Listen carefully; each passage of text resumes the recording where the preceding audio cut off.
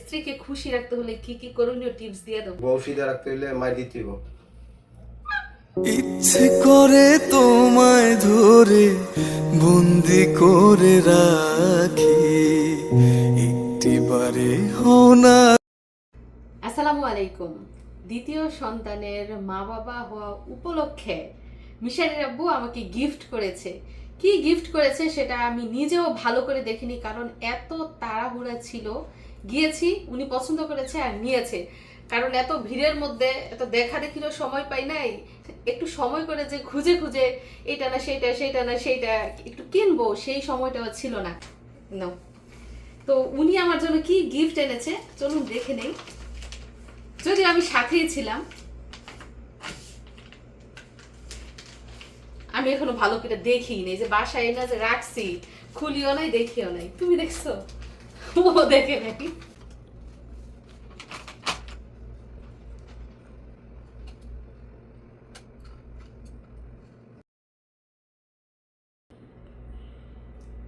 Wow, মাশাআল্লাহ।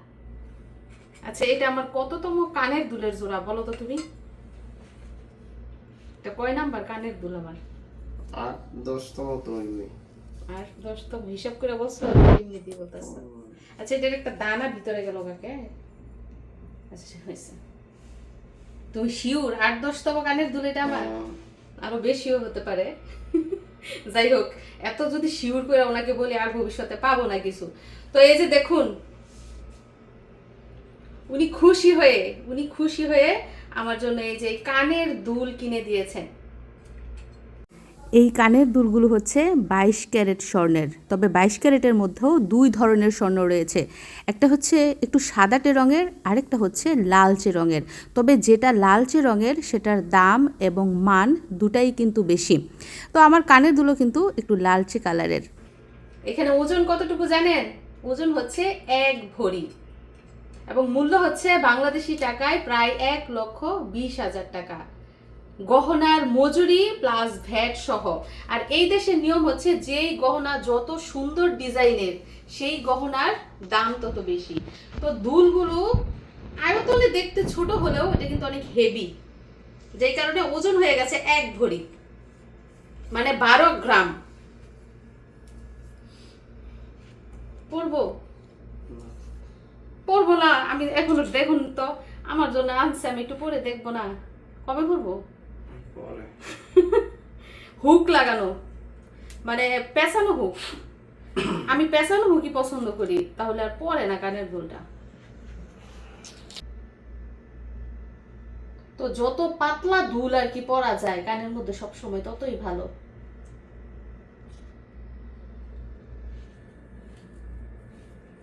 আর আমি সব সময় কানের মধ্যে পেঁচানো হুকগুলা জিনিসই করি।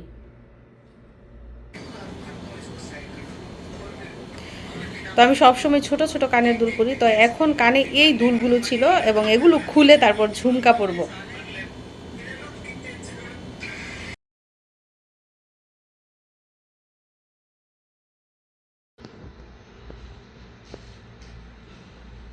এত শখ করে তুমি কিনা দিচ্ছ, নাও না, একটু পরাই দাও।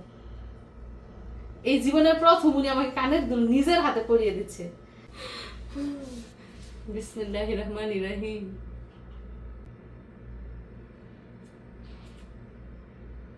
সবাই বললেন মাশাআল্লাহ।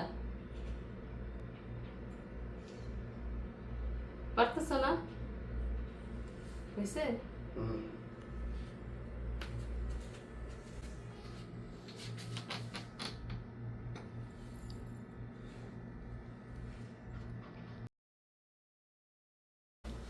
আরেকটা পরাই দাও।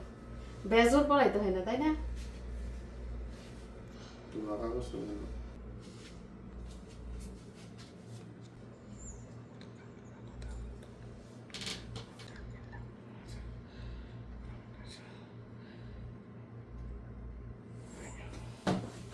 তো এই তো পরে ফেললাম মিশারির আব্বুর দিয়া ঝুমকা কানের দুল। ঝুমকা কানের দুল, এ দেখো না কেমন লাগতেছে। সুন্দর সুন্দর লাগতো। সুন্দর। কানের দুলগুলো বেশি সুন্দর লাগতেছে না আমাকে সুন্দর লাগতেছে? কানের দুল। দেখছেন, তাও আমার প্রশংসা করবো না, কানের দুল সুন্দর লাগতেছে। আচ্ছা তুমি কি আমার জন্য শুধু কানের দুলি নিয়ে আসছো, আর কিছু আনো নাই? এত বড় একটা খুশির সংবাদ আমি তোমাকে দিলাম, তুমি আমাকে শুধুমাত্র কানের দুল দিলা? আর কি আমার জন্য, আর কি? আর কি আবার, আর কিছু? আর শুধু কানের দুল হলে হয় বলেন তো? কানের দুলের সাথে আর কি লাগে? কোথায় আছে না, কানে গলায় একাকার। কি আছে বলতেছি, আরো আছে। আরো আছে আমিও জানি, কিন্তু আমি দেখি নাই ভালো করে, যেটা সত্য ঘটনা। মানে গহনা কিনতে গেলে একদম রিল্যাক্সে যেতে হয়, হাতে সময় রেখে, যাতে ঘুরিয়ে সবকিছু দেখে বুঝে দরদাম করে কিনা যায়। এরকম হুট করে গিয়ে হুট করে আসলে তো গহনা কিভাবে পছন্দ করে কিনা হবে বলে? দেখি না, পরে খুইলো। তুমি কি আমাকে এখনই পড়াই দিতে চাও? এটা পরাবো না। কেন এটা পড়াইবে না? তো দেখেন, শুধু কানের দুল না, উনি আমার জন্য, আমার উপর খুশি হয়ে আমার জন্য একটা চেইনও এনেছেন, কানের দুলের সাথে চেইন। তো চেইনটার ওজন হচ্ছে 1 ভরির উপরে, মূল্য হচ্ছে বাংলাদেশি টাকায় 1,30,000 টাকা। তো টোটাল কত? 2.5 লক্ষ টাকার গহনা কিনলাম। মানে একসাথে করলে দেখেন কত দাম, আর এমনিতে যেমন মানে বোঝাই যায় না যে এত দাম, গহনার কত দাম। দেখো কোথায় ছিল 50,000 টাকা ভরি, 40,000 টাকা ভরি, আর সেই স্বর্ণের গহনা এখন 1,20,000 টাকা ভরি। মানে মানুষ বিয়ে শাদী করবে কি করে বলো? সারা জীবন মানুষ ব্যাচেলারই থাকতে। কুমার তো। কুমার থাকুন। তোমরা আগে বিয়ে করছো, ভালো হয়েছে না? আচ্ছা তুমি যখন বিয়ে করছো তখন স্বর্ণের রেট কত ছিল? 55-60। 55,000 টাকা ভরি ছিল আমার যতটা মনে আছে। মানে উনি যখন বিয়ে করে তখন স্বর্ণের ভরি ছিল 55,000 টাকা 2014 সালে। তখন কিন্তু স্বর্ণের দাম বেড়ে গিয়েছিল, পরে হঠাৎ করে মাঝখানে কিন্তু কমে যায়, 40,000 টাকার মধ্যে আইসা পড়ে। আবার করোনা আসার আগ মুহূর্তে আবার বেড়ে যায়, এখন তো আরো ঊর্ধ্বগতি। তো যাই হোক, চেনও একটা পেয়ে গেলাম। তো আচ্ছা তুমি না আমার জন্য আনছিলা, লকেট বানাই দিছিলা, এখন এই চেনের সাথে লকেট সুন্দর লাগবে না? তো উনি কিছুদিন আগে, কয়েক মাস আগে হতে পারে না, কয়েক মাস আগে এই যে আমাকে একটা লকেট বানিয়ে দিয়েছিলেন। দেখুন, আমার নাম লেখা লকেট।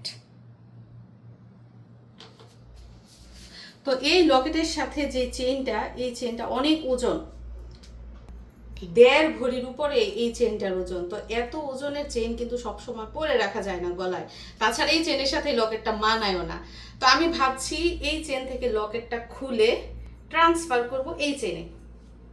তো এটাই হচ্ছে সেই 1.5 ভরি ওজনের মালা চেইন, এবং এটা থেকেই লকেটটা ট্রান্সফার করে নতুন চেনের মধ্যে রাখা হচ্ছে সব সময় পরার জন্য।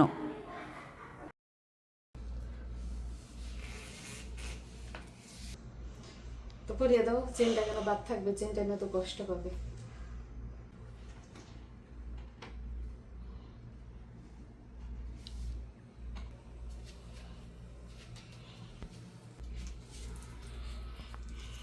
খুব সুন্দর মানিয়েছে চেনের সাথে লকেটটা, না?